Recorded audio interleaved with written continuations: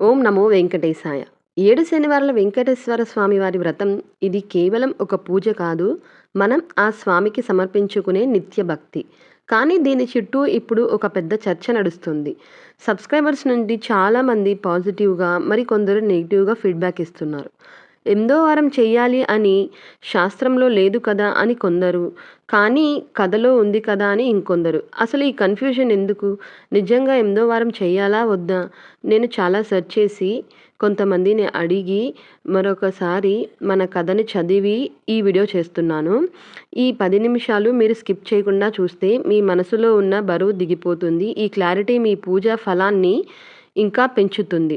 Welcome back to my channel yours Haniram. Let's get into the video. మనం నిజాయితీగా మాట్లాడుకుందాం. శాస్త్రం ప్రకారం చూస్తే 7 శనివారాలు అంటే 7 వారాలే.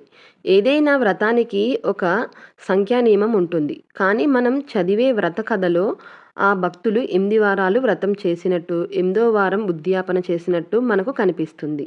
మీరు 7 శనివారాల వ్రతం చేసినప్పుడు ఎవరైనా సరే కథలు చదివి ఉంటే అందులో మీకు అర్థమవుతుందండి. దేవదత్త కథలో మాలిని తన భర్త ఆయుష్ కోసం 7 శనివారాల వ్రతం వడ్డీ వారంతో సహా చేసిందండి. సో ఆ విధంగా చేసేవాళ్ళు ఎవరైనా సరే 8దో వారం కూడా చేసుకోవచ్చు. ఇక్కడే అందరూ కన్ఫ్యూజ్ అవుతున్నారు. దీనికి సమాధానం మన భక్తిలో దొరుకుతుంది, లాజిక్‌లో కాదండి. ఈ పాయింట్‌ని మీరు మిస్ అయితే వ్రతంలో ఉన్న అసలు తత్వం తెలియదు. భగవంతుడు ఎప్పుడైనా నేనున్నాను అని మనకి తెలియజేయడానికి చిన్న చిన్న పరీక్షలు పెడతారు. కథలో 8 వారాలు ఎందుకు వచ్చాయంటే 7 వారాలు చేసిన పూజలో మనం తెలియక ఏదైనా తప్పు చేస్తే, లేదా మన భక్తిలో చిన్న లోటు ఉంటే అది పూర్తి చేయడానికి ఆ 8దో వారం అది కేవలం ఒక ఎక్స్ట్రా వారం కాదు. అది మనం స్వామికి ఇచ్చే థ్యాంక్ యూ నోట్ లాంటిది. అంటే ధన్యవాదాలు చెప్పుకుంటూ మనం మనస్ఫూర్తిగా ఇంకొక వారం చేసుకుంటున్నామని. తండ్రి, ఈ 7 వారాలు నేను నీ సేవలో ఉన్నాను. ఏమైనా తప్పులుంటే క్షమించు అని చెప్పి కృతజ్ఞతగా చేసుకునే వారం కూడా చేసుకోవచ్చండి ఎవరైనా సరే. అది మన ఇష్టం. సో చెయ్యాలి అని రూల్ ఏమైనా ఉందా అంటే అది మీకే వదిలేస్తున్నాను. మీకు చెయ్యాలి అని మనసుకు అనిపిస్తే తప్పకుండా చేసుకోండి. ఒక వారం ఎక్స్ట్రా చేసినంత మాత్రాన ఏమీ అవ్వదు. మనం స్వామిని సేవించుకున్నాం. స్వామి మనతో 8దో వారం కూడా చేయించుకునే అదృష్ట భాగ్యాన్ని దక్కినందుకు మనం సంతోషపడాలి అని నేనైతే చెప్తున్నానండి. చాలామంది నెగిటివ్‌గా ఫీడ్‌బ్యాక్ ఇస్తున్నారు. మీరు మూఢనమ్మకాలు పెంచుతున్నారు అనేసి. లేదండి, ఇది నమ్మకం కాదు. ఇది ప్రేమ బంధం. మీరు మీ పిల్లలకి అన్నం తినేటప్పుడు తృప్తిగా ఇంకొక ముద్ద తినిపిస్తారు చూడండి. అది అవసరం లేకపోయినా తల్లి ప్రేమతో తినిపిస్తుంది. 8దో వారం కూడా అంతే. ఆ 7 వారాల తరువాత స్వామిని వదిలి ఉండలేక ఇంకో వారం సేవించుకుందాం అనే మనసున్న వారికి అది ఒక వారం. శాస్త్రం వద్దు అని చెప్పదు. భక్తితో చేసి చూడు అని చెబుతుంది. మీరు సంకల్పం 7 వారాలు అని చెప్పుకుంటే 7 వారాలకి ఉద్యాపన చేయొచ్చు. కథని అనుసరించి తప్పులు ఒప్పుల ప్రాయశ్చిత్తం కోసం, తృప్తి కోసం 8దో వారం చెయ్యాలి అనుకుంటే అది ఇంకా మంచిది. దేవుడు మనకి లెక్క చూడడు. మనలో ఉన్న ఏకాగ్రత చూస్తారు. సో మన భక్తి చూస్తారు. సో మీరు నమ్మకంతో చేయండి. ఏదైనా సరే మీకు మంచి జరుగుతుంది. ఈ వీడియో నేను చాలా కష్టపడి రీసెర్చ్ చేసి మీకోసం తెచ్చాను. ఈ వీడియో వల్ల మీ డౌట్స్ క్లియర్ అయితే తప్పకుండా మన ఛానల్‌ని సబ్స్క్రైబ్ చేసుకోండి. ప్రతి ఒక్కరికి తన ఇష్ట దైవంతోటి ఒక అటాచ్‌మెంట్ ఉంటుంది. స్వామివారి అనుగ్రహం కోసం మేము ఈ వ్రతం మొదలుపెట్టాం. కానీ కన్‌ఫ్యూజన్‌తో ఉంటే మనశ్శాంతి ఉండదు. మీరు కామెంట్ సెక్షన్‌లో అడిగిన ప్రతి క్వెషన్ నేను నోట్ చేసుకున్నాను. 7 వీక్స్ పూజ అంటే అది ఒక డిసిప్లిన్. కానీ ఈ 8th వీక్ కన్‌ఫ్యూజన్ వల్ల చాలామంది టెన్షన్ పడుతున్నారు. దీని గురించి క్లియర్‌గా మాట్లాడేశాను కాబట్టి మీకు ఇంకా ఏమైనా డౌట్స్ ఉంటే గనక నా కింద కామెంట్ సెక్షన్‌లో తప్పకుండా కామెంట్ చేయండి. నేను కొంతమంది పెద్దవాళ్ళని అడిగానండి. వాళ్ళేం చెప్పారంటే 7th సాటర్డే రోజు మనం ఉద్యాపన చేస్తాం. ఆ రోజు చాలామంది బిజీ ఉంటారు.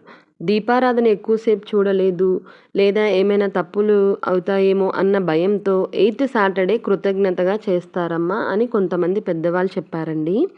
సో మీరు మీ ఇష్ట ప్రకారమే చెయ్యండి. బట్ నేను ఇలాగా అని చెప్తున్నాను తప్ప మీరు ఈ విధంగానే చెయ్యాలి అనైతే నేనైతే ఎక్కడా చెప్పట్లేదండి. ఇది మాత్రం గమనించగలరు. ఇక్కడ ఒక చిన్న పాయింట్ గుర్తుంచుకోండి. స్వామివారికి కావాల్సింది భక్తి మాత్రమే.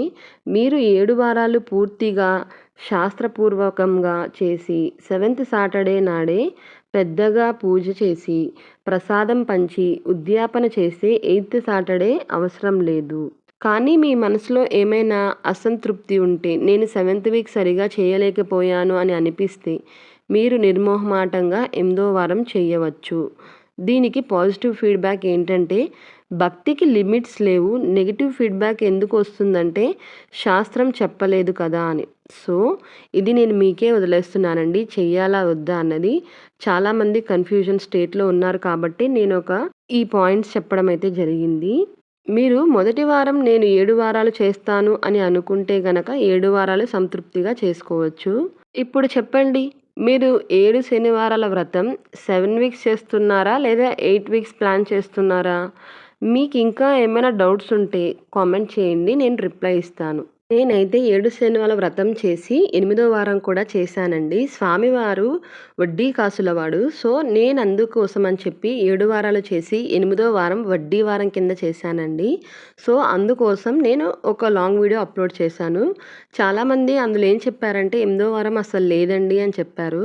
సో, నేను ఉన్నా లేకపోయినా నేను స్వామివారికి నా సంతృప్తితో స్వామివారి కోసం ఇంకొక వారం ఎక్స్ట్రా చేశానండి. దానివల్ల మనం స్వామివారికి దగ్గరవుతున్నాం అని గుర్తుంచుకోవాలి తప్ప, శాస్త్రంలో లేదు కదా! మళ్ళీ చేయాల్సిన అవసరం లేదు అనే కామెంట్స్ అయితే వస్తున్నాయి కదండీ! సో, అందుకోసం వాళ్ళందరికీ నేను ఒక చిన్న మాట చెప్తున్నాను.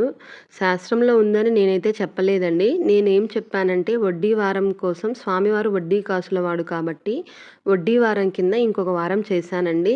అందులోనూ మనం కథలు చదువుతాం కదా! ఆ కథలో కూడా ఉంది కాబట్టి నేను చేశానండి. ఆ కథలు విని ఆ కథలు నాకు ఇన్‌స్పైర్ చేసి నాకు 8వ వారం కూడా చెయ్యాలి అని నా మనసుకు అనిపించిందని నేను చేశాను తప్ప, మీరు కూడా 8వ వారం చెయ్యాలండి, మీరు ఖచ్చితంగా చేసుకోండి అనైతే నేను చెప్పలేదండి. చేసుకోవాలి అనిపిస్తే తప్పకుండా చేసుకోవచ్చు.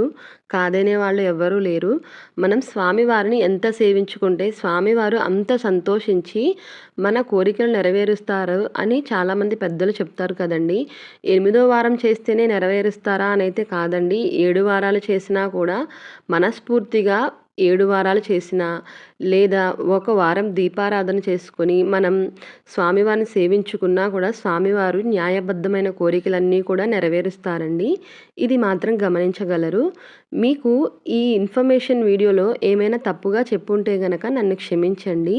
చివరి వరకు ఒకటే మాట, నమ్మకంతో చేస్తే ఏదైనా వ్రతం ఫలాన్ని ఇస్తుంది. స్వామివారి కృప మనందరిపైన ఉండాలి అని కోరుకుంటున్నాను.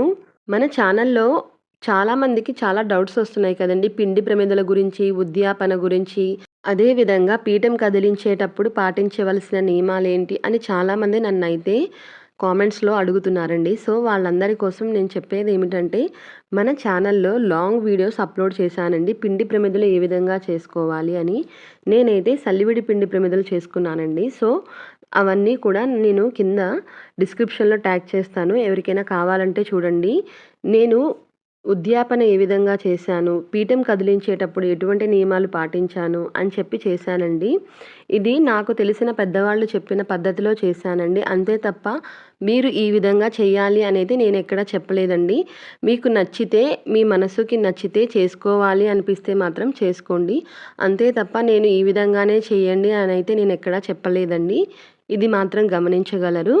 నేను ఎంతో కష్టపడి చాలా వీడియోస్ సెర్చ్ చేసి, నేను ఏ విధంగా చేసుకోవాలి పూజ అని చెప్పి నేను చేసుకొని, అదే విధంగా నేను మీకు చెప్తున్నాను తప్ప, ఆ విధంగా చెయ్యండి, ఈ విధంగానే చెయ్యండి అనైతే నేనైతే ఎక్కడా చెప్పలేదండి. సో, ఈ వీడియో మీకు ఇన్ఫర్మేషన్ ఉంది అని అనిపిస్తే గనక చిన్న లైక్ ఇచ్చి కామెంట్ మాత్రం చేయండి ప్లీజ్. చాలామంది చూస్తున్నారు తప్ప కామెంట్ అయితే చేయట్లేదండి. మీరిచ్చే కామెంట్ నాకు ఎనర్జీ ఇస్తుంది. ఈ వీడియోతో మీ డౌట్స్ అన్నీ కూడా క్లారిఫై అయిపోయిందని నేను అనుకుంటున్నానండి. మీరు 7 శనివారాల వ్రతం స్టార్ట్ చేశారా? చేసి ఉంటే గనక మీ అనుభవాన్ని నాకు కింద కామెంట్ సెక్షన్‌లో తప్పకుండా పంచుకోండి. ప్రతి ఒక్కరికి చాటి చెప్పుకుందాం. గోవిందా గోవింద అని కామెంట్ అయితే చేయండి. ఈ వీడియోని మీ ఫ్రెండ్స్ అండ్ ఫ్యామిలీకి షేర్ చేయండి. వాళ్ళకి ఉన్న కన్‌ఫ్యూజన్ కూడా తొలగిపోతుంది. అందరి కోసం నేను మన కమ్యూనిటీ ట్యాబ్‌లో ఒక పోల్ పెడతాను. అందులో పార్టిసిపేట్ చేయండి. మళ్ళీ వచ్చే వీడియోలో కలుద్దాం. ఏమైనా డౌట్స్ ఉంటే మాత్రం కామెంట్ సెక్షన్‌లో తప్పకుండా కామెంట్ చేయండి. ఇటువంటి మరిన్ని భక్తి విశేషాల కోసం, ట్రావెలింగ్ వ్లాగ్స్ కోసం మన ఛానల్‌ని సబ్స్క్రైబ్ చేసుకోవడం మాత్రం మర్చిపోకండి. వీడియో కింద హైప్ పాయింట్స్ అని ఉంటాయండి. అది ఇచ్చి మీ సపోర్ట్‌ని నాకు షేర్ చేయండి. Thank you for watching. మీ యువర్స్ హనీరామ్.